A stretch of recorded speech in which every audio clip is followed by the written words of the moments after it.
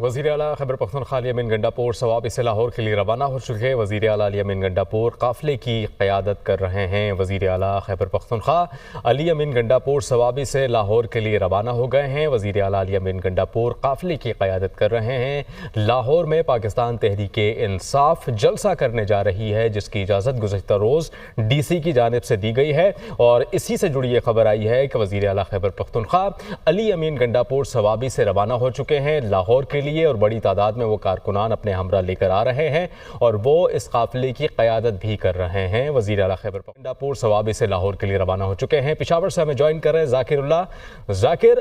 वज़ीर आला खैबर पख्तूनख्वा रवाना हो चुके हैं पेशावर से, कितनी बड़ी तादाद आप देख रहे हैं उनके साथ?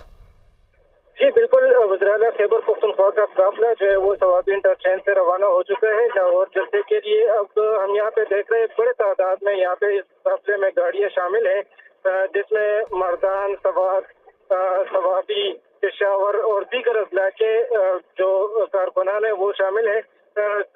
खैबर पख्तूनख्वा के वज़ीर आला अली अमीन गंडापुर इस काफिले की क़यादत कर रहे हैं, वो इससे आगे जा रहे हैं, जबकि दीगर सूबाई अरकान भी इस काफिले में शामिल हैं। अगर देखा जाए तो मुशीर सेहत के साथ बड़ी तादाद में यहाँ पे लोग आए थे, वो भी इस काफिले में शामिल हो चुके हैं।